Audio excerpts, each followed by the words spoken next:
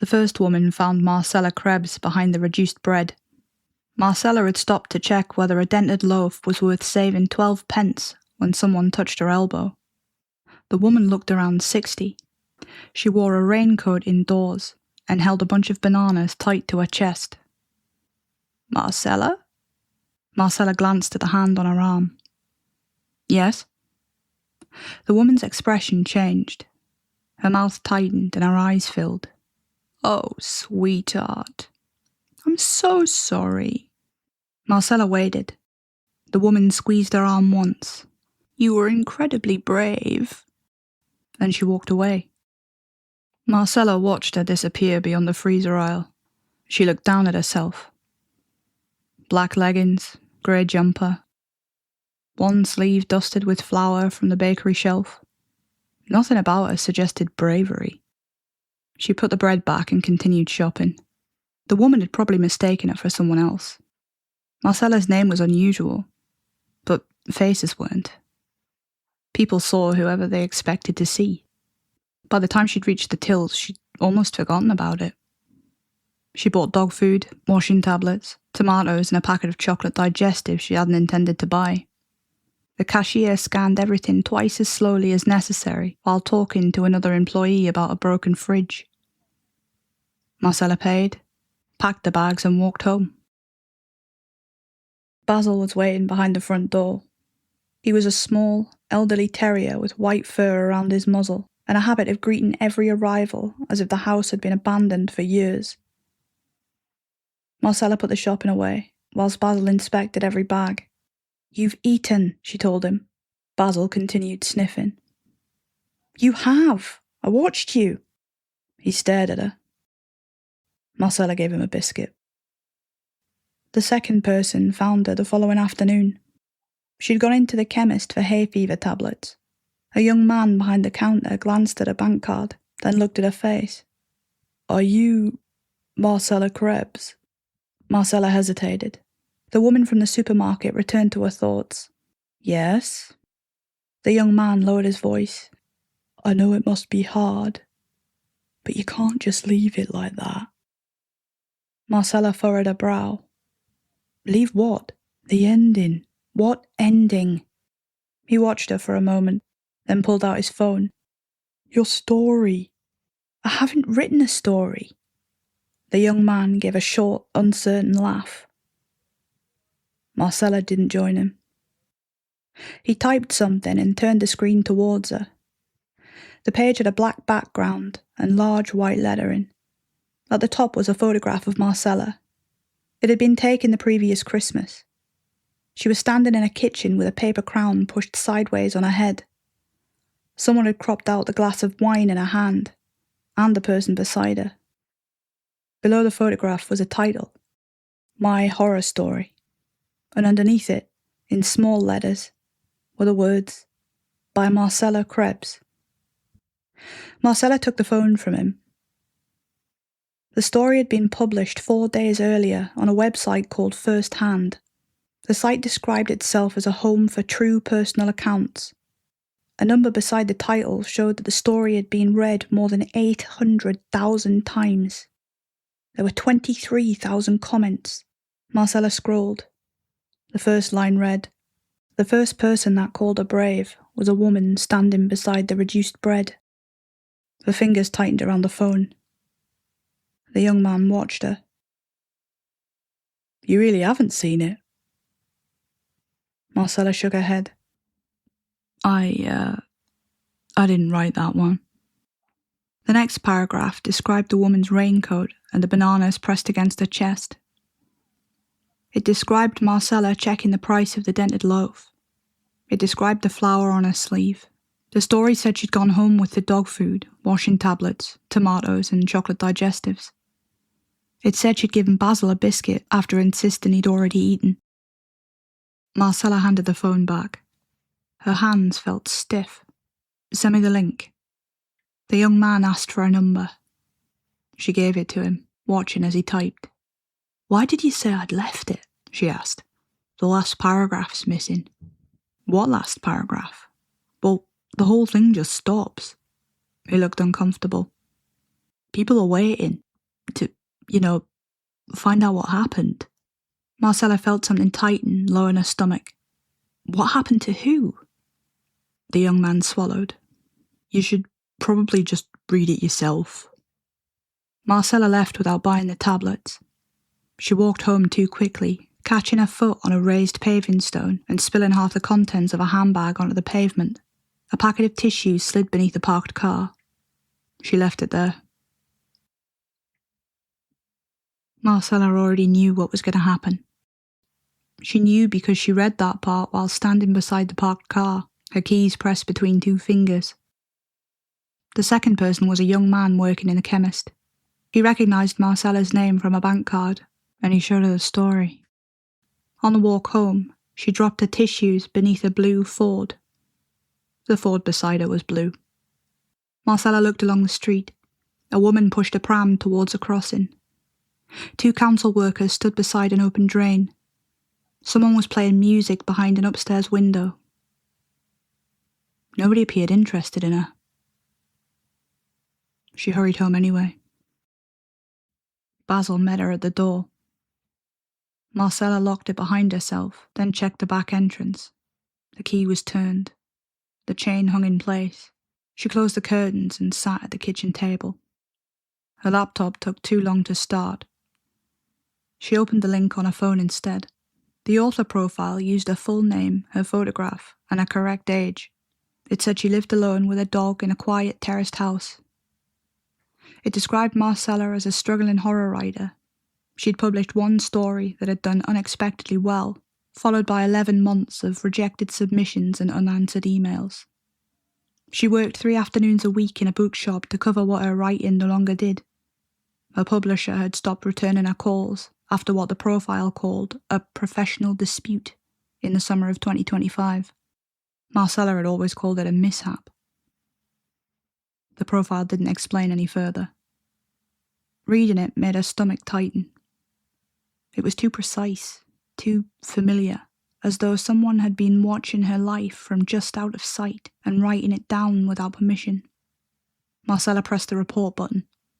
She selected impersonation. The site asked her to upload identification. She did, and then clicked back to the story. She began reading from the beginning. The story was written in third person. The sentences were plain. They sounded close enough to Marcella's own voice that she'd occasionally forgot she hadn't written them.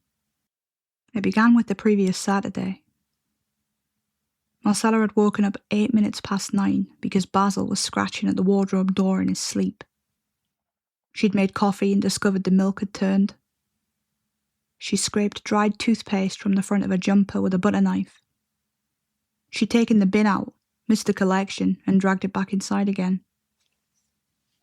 Each detail was accurate. The story described a telephone call from a bookshop.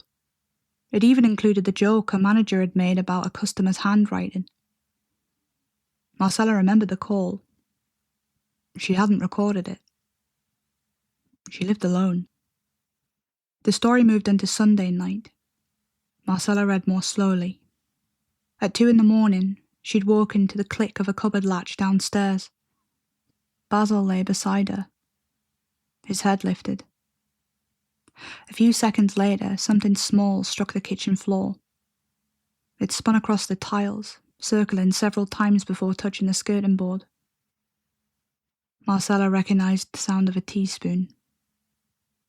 A chair scraped backwards. The noise travelled through the ceiling beneath her bed. Basil stood.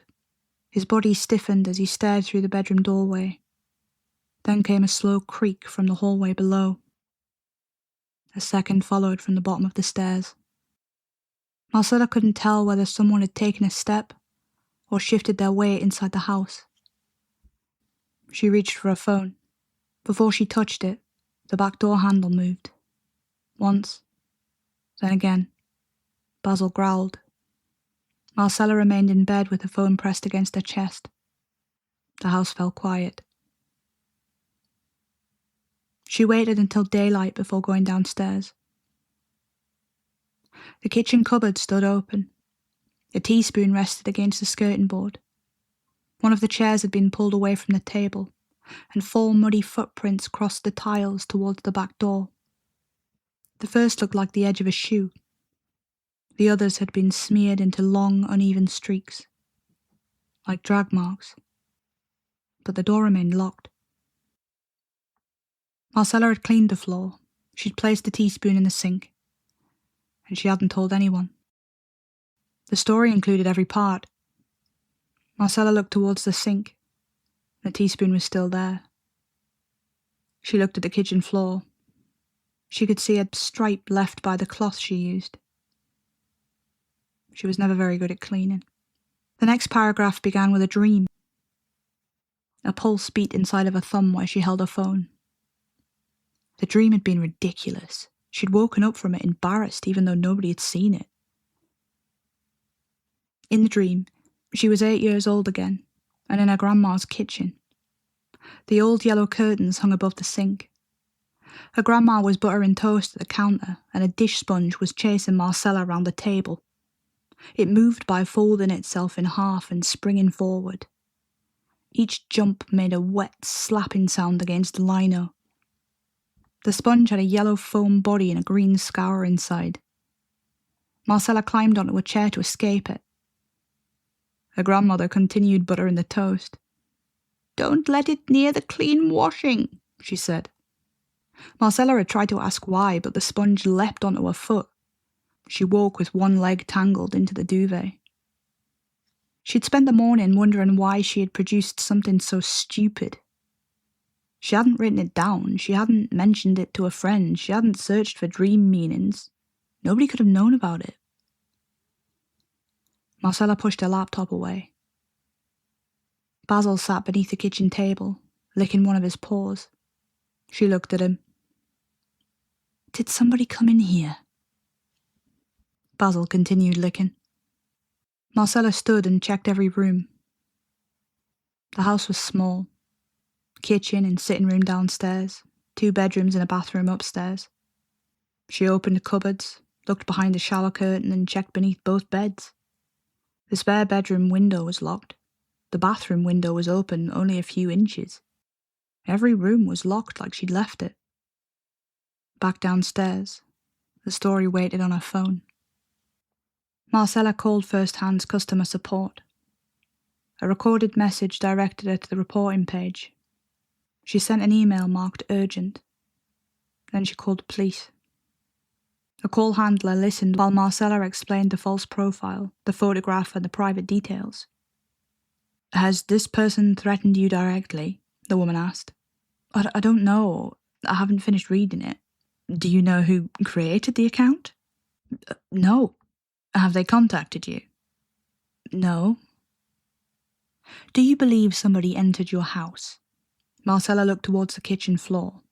I heard someone downstairs. Did you see anyone? No. Was anything taken? I don't think so. Is there any sign of forced entry? No. The woman advised to save screenshots and avoid responding publicly. An incident number was created. Marcella was told officers could attend if she found evidence of forced entry or heard somebody inside again. Marcella photographed every page. It took 37 screenshots. The story was much longer than she'd realised. It had been divided into 2 sections. The first part was marked Part 1 and the second part sat beneath a warning. Part 2 contains graphic content. At the bottom of Part 2 was a wide blank space. The author information appeared beneath it. The young man had been right. There was a paragraph missing. Marcella turned to the comments. One person had written, "You were incredibly brave to put this out there." Another said, "You tried so hard. I'm sorry." Marcella scrolled. "Dude, that was sick. You have to be seriously twisted to write something like that." Another one said, "That can't be real." They continued. "I know it must be difficult, but you can't leave the ending blank. Was the person in Marcella's house the same one who went after Tessa?" Marcella stopped. Tessa had been her closest friend since secondary school. She was also the person Marcella called when something had gone too far to explain neatly. There had been Other nights. Other messes. Things neither of them discussed once daylight came. Tessa's name hadn't appeared in the part Marcella read. She searched within the page. There were 47 mentions of her, mostly inside part 2. Marcella pressed the first result. The story jumped forward. Marcella called Tessa at 8:16 that evening. Tessa answered with, "You'd better not be calling to cancel Saturday." Marcella checked the time. It was 7:48 p.m. She put her phone down. Basil's food sat unopened on the counter. Marcella pulled the metal tab.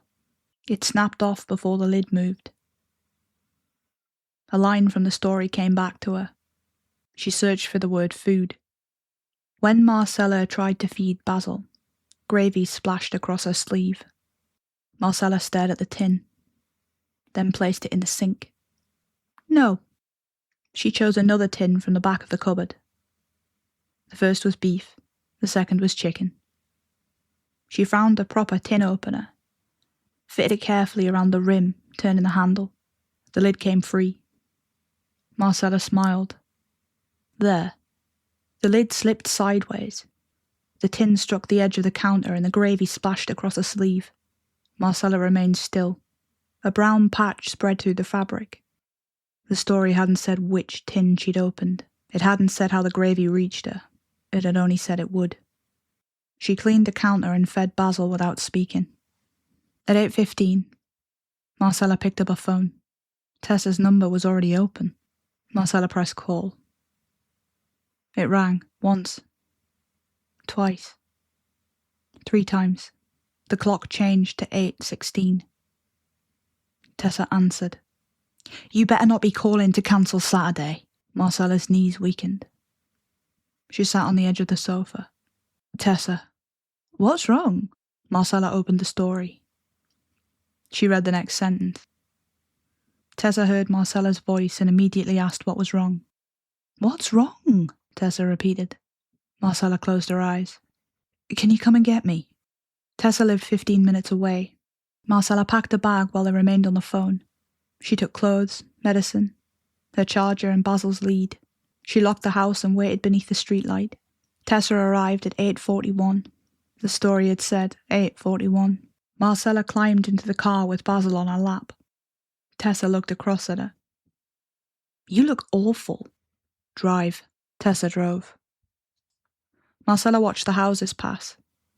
She expected to see somebody standing at the window with a phone in their hand. Every curtain looked ordinary. Every parked car belonged where it was. Tessa asked questions. Marcella answered them badly. She explained the story in the account. She described the supermarket, the chemist, the dream. When she mentioned the sponge, Tessa laughed once. The sound died quickly. Sorry, she said. That's such a stupid dream. I know. And didn't you? Every part. At least the sponge didn't kill anyone. Marcella looked at her. Tessa's smile faded. I'm sorry.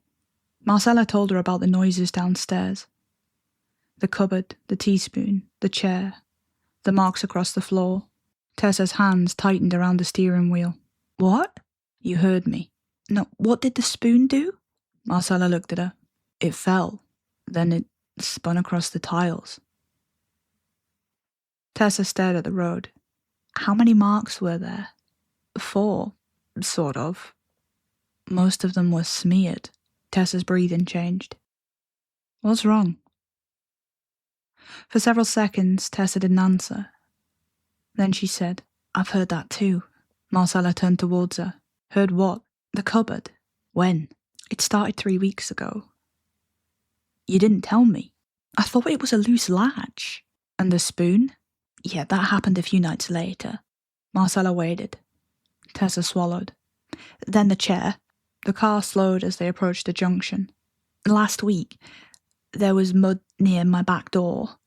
Tessa, I cleaned it. Why didn't you tell me? Because it sounded so stupid. No. Why didn't you tell me? Tessa glanced at her. They both knew the real answer. Marcella looked away first. At Tessa's house, Marcella checked the article before getting out of the car. The next paragraph described the fox pattern duvet in Tessa's spare room. Tessa had bought it 3 weeks earlier. Marcella had never seen it. She showed Tessa. Tessa wasn't smiling anymore. They entered the house together. The duvet had orange foxes printed across a dark blue background. Marcella stayed in the doorway. Tessa touched one of the foxes. I haven't posted this anywhere. I know. Maybe someone's been here. The sentence frightened them both. Tessa checked the locks while Marcella phoned the police, again. This time, she explained that the story contained details from inside another person's home and that Tessa had experienced similar disturbances. An officer called back 20 minutes later. He asked whether anything had been stolen or damaged. Tessa said no. He advised her to secure the doors and preserve the web page. Officers would attend when a unit became available. They searched each room together. Tessa opened every wardrobe. Marcella looked behind doors and beneath furniture. Basil followed them, pleased by the activity. The house was empty. At 10:10, First Hand replied to Marcella's email. The message thanked her for getting in touch. It said the story had been submitted through an author account using a verified email. The support team couldn't disclose the address, but they would investigate the impersonation claim. Marcella replied with a photograph of her driving license. She refreshed the story. It remained online. The number of readers had passed 900,000. New comments appeared every few seconds. You tried so hard to get her. The bathroom scene was unbearable. The part with the teeth made me feel sick. Was Tessa a real person? Marcella, answer the question. Is Tessa alive? How did nobody hear the screaming? Tessa read over Marcella's shoulder. What bathroom scene? Marcella shook her head. I haven't opened part 2. Teeth? I don't know. Tessa took the phone and scrolled.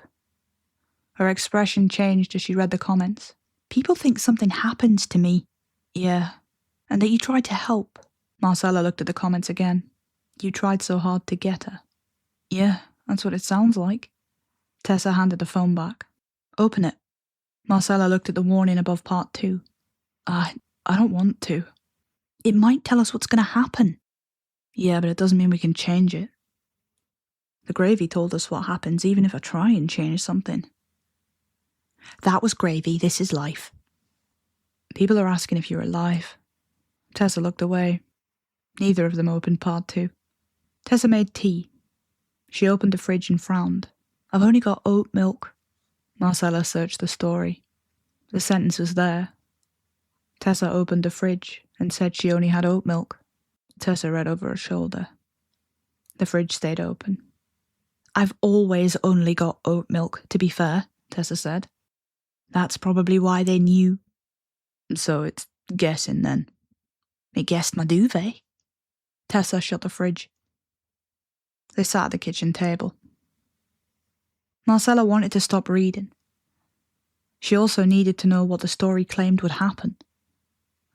The later pages were written as a memory. Each event had appeared in past tense, calmly explained by the version of Marcella who supposedly lived through it. The first part said they would spend the evening trying to prove it wrong. It said that Tessa would suggest leaving both phones in the kitchen and driving to a hotel. Tessa wrote suggestions on paper instead. Go to another friend, sit at the police station, drive until morning, take Basil somewhere crowded. Each idea already appeared in the story. The story said the nearest hotel allowing dogs had no vacancies. When Tessa rang it, the receptionist apologised. They were full. The story said the 24-hour petrol station would close early because of an electrical fault. When Tessa called, nobody answered, and at 11:32 the petrol station posted about a closure on social media. Marcella began to feel as though the evening had narrowed around them. Choices still appeared in her mind. Every one of them led back to something waiting on the page. no matter how she arranged it. She could change how something happened, but she couldn't change the outcome. At midnight, Tessa turned off the television. Basil slept between them on the sofa. Marcella reached the section describing midnight. It said Marcella would look at Basil and wonder why the comments kept mentioning him. Marcella opened the comments again and searched for his name. There were hundreds of results. The dog looking upstairs made my skin crawl. Basil knew something was going to happen. I'm glad Basil didn't understand what happened in the bathroom. Marcella stopped scrolling. Tessa leaned closer. They've read further than us. They've read all of it apart from the last paragraph. Then somebody already knows how I die. Marcella's mouth felt dry. We don't know that you die. Tessa pointed towards the comments. One person asked if I'm alive. That means they don't know if you die. Marcella looked at part 2. The page jumped. The first paragraph described Tessa's house, the tea, the oat milk, the calls to the hotel and the petrol station. It described the police promising to send the unit. It described Basil falling asleep on the sofa. Then the story moved beyond the present.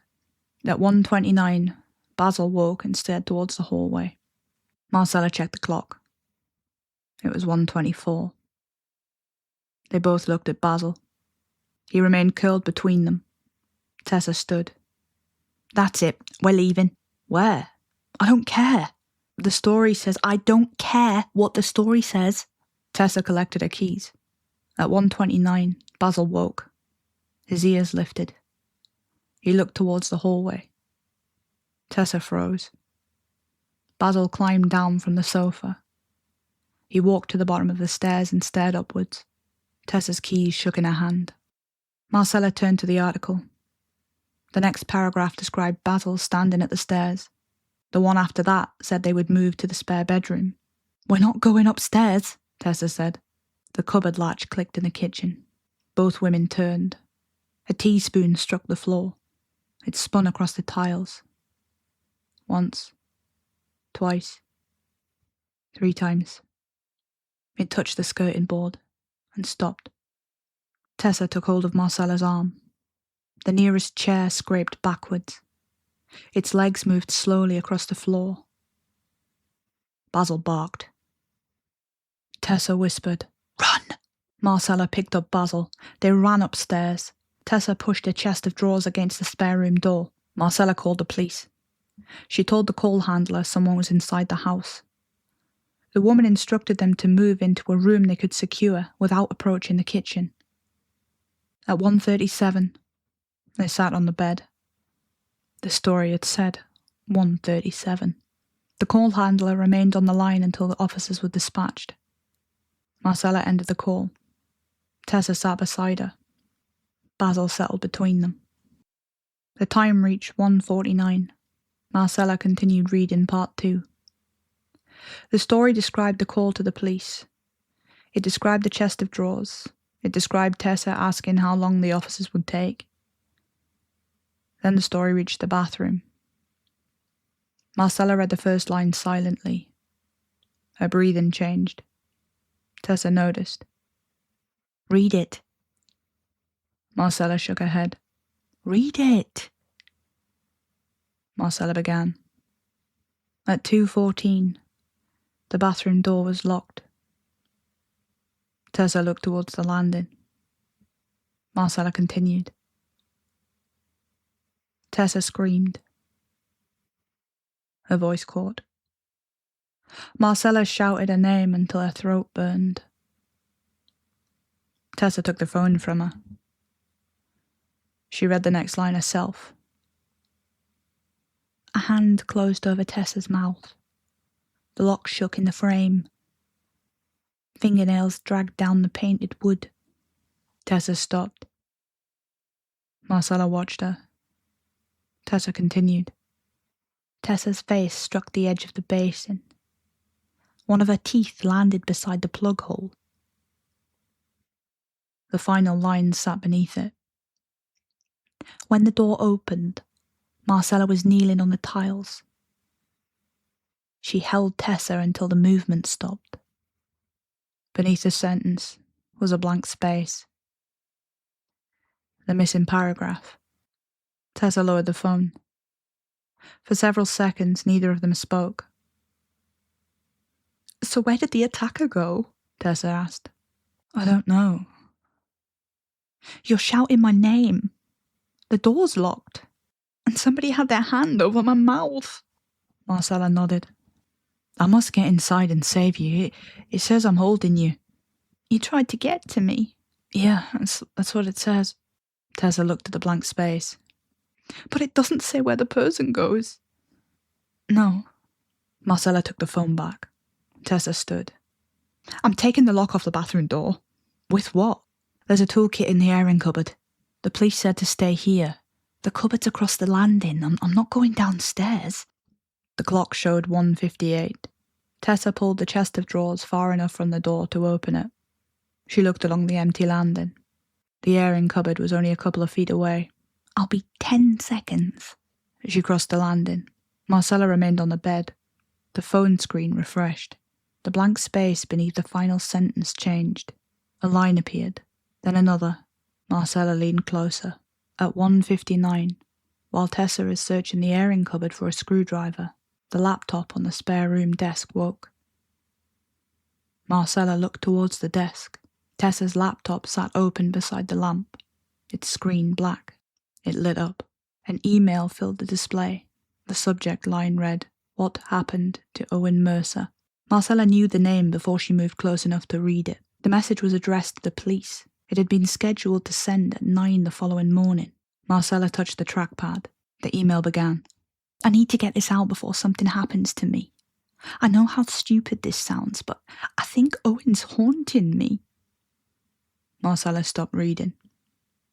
Across the landing, Tessa moved boxes inside the cupboard. Marcella looked back at the screen. It started 3 weeks ago. At first, it was only the kitchen cupboard. I told myself the latch was loose. A few nights later, the teaspoon fell on the floor and spun across the tiles. Then I heard the chair. Last week, muddy marks appeared between the table and the back door.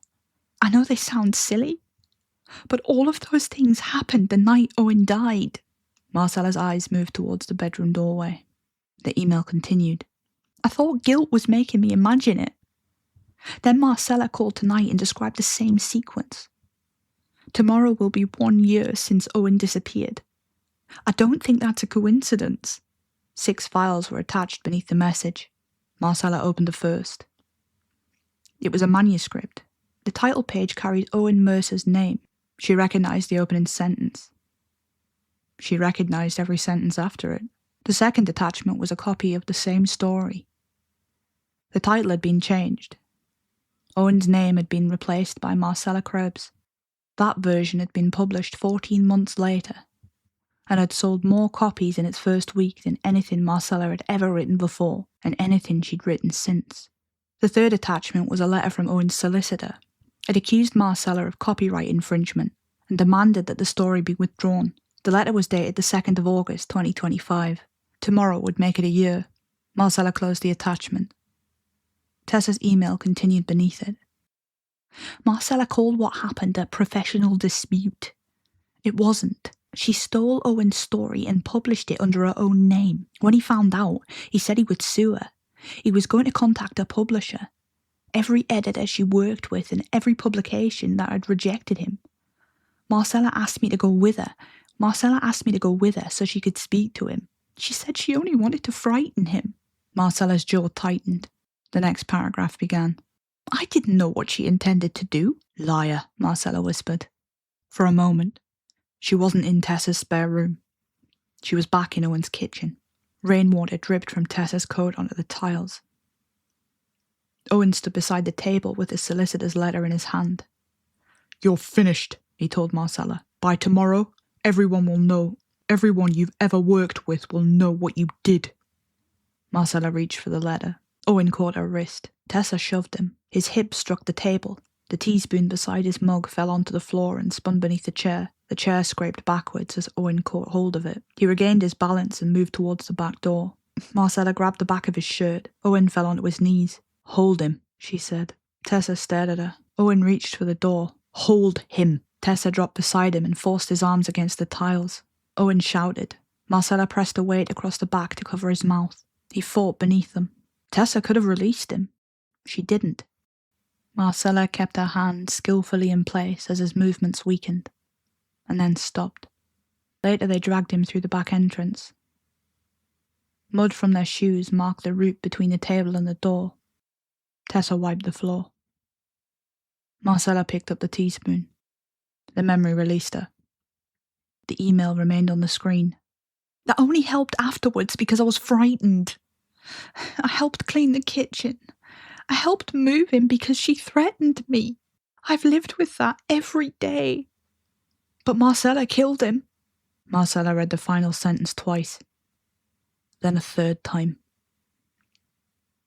The airing cupboard door closed. Marcella shut the email. The phone on the bed refreshed. A new sentence appeared beneath the bathroom scene. Marcella heard Tessa returning. Footsteps crossed the landing. Marcella reached for the laptop lid. Tessa appeared in the doorway with a screwdriver in one hand. She saw Marcella beside the desk. Her gaze moved to the laptop. The screen went dark as Marcella closed it. Neither of them spoke. Tessa stepped into the room. What were you doing? Marcella picked up a phone. The article had added another line. Tessa looked past her. You read it. You were going to send that. Tessa's fingers tightened around the screwdriver. I was going to tell them what happened. That isn't what you wrote. It's the truth. You said you didn't know. I didn't. Marcella stared at her. Tessa took a step backwards. You brought me there, she said. You stole his work. You had everything to lose. You hit him first. But he grabbed you. You held him down. Tessa's face changed. Only slightly. It was enough. Marcella looked at the laptop. You were going to leave me with it all. I was going to tell them my part. You called yourself frightened. I was frightened. You told me not to stop. Tessa backed farther onto the landing. The bathroom door stood open behind her. Stay where you are. Marcella didn't move. From downstairs came the click of the cupboard latch. Tessa looked towards the stairs. A teaspoon struck the kitchen floor. It began to spin. Tessa's attention remained on the darkness below. Marcella reached her before she could turn back. The screwdriver struck the landing. Tessa screamed. Marcella drove her through the bathroom doorway. They struck the wall together. Tessa twisted free long enough to reach the hall, but Marcella caught the back of her jumper and dragged her back inside. The door slammed. The lock clicked into place on its own. The phone fell beside the bath. The screen remained lit. Time changed to 2:14. Tessa saw it. Her eyes widened. It's you, Tessa said. You're the one who kills me. Tessa threw herself at the door. The lock shook in its frame. Marcella caught her around the waist and pulled her backwards. Tessa, I'm not going to hurt you. Stop. Get off me. Tessa, stop. Tessa screamed again. Marcella shouted her name until her throat burned. Tessa's elbow struck Marcella's ribs. She began screaming for help. Marcella clamped a hand over her mouth. Tessa, shut up. I just want to talk. Tessa bit down. Marcella cried out and drove her forward, slamming her face into the edge of the basin. Something small landed beside the plug hole. For half a second, both women stared at the tooth. Then Tessa lunged for the door. Her fingernails dragged down the painted wood as Marcella pulled her away. The phone refreshed on the floor. The words appeared across the screen. Marcella didn't look at them. Tessa kicked against the bath. Her heel struck the panel. Basil barked from the spare room. Downstairs, the chair scraped across the tiles. Marcella tightened her arm across Tessa's chest. Tessa struggled beneath her. The movements weakened. Marcella lowered them both to the floor. Shh. I'm sorry, she whispered. She held Tessa in the practiced grip until the movement stopped. The bathroom became quiet. Marcella remained kneeling. Only her breathing filling the room. Tessa lay against her. One arm folded beneath her body. The tooth rested beside the plug hole. The phone screen dimmed. Marcella reached for it. The bathroom door creaked open as though it had never been locked. The article caught up. When the door opened, Marcella was kneeling on the tiles. She held Tessa until the movement stopped. Beneath it, the missing paragraph was writing itself. 1 year earlier, Marcella Krebs stole a story from Owen Mercer. When he threatened to take it back, Marcella killed him. Tessa helped her hide what they had done. That night, Tessa prepared a confession in which Owen's death belonged mostly to Marcella, and her own guilt sat quietly at the edges. Marcella had killed Owen to keep his story. She killed Tessa to keep her version of it. Blue light moved across the frosted bathroom window. The police had arrived. Marcella opened the door fully. Basil stood at the end of the landing. His body was rigid. He wasn't looking at her.